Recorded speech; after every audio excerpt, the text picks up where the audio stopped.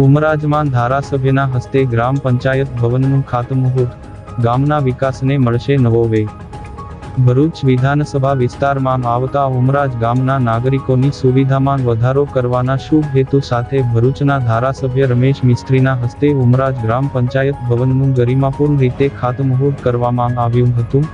ગ્રામીણ સ્તરે વહીવટી કામગીરી વધુ સુદૃઢ બને અને ગ્રામજનોને પાયાની સુવિધાઓ એક જ સ્થળે મળી રહે તેવા ઉમદા આશય સાથે આ નવા ભવનનું નિર્માણ હાથ ધરવામાં આવ્યું છે।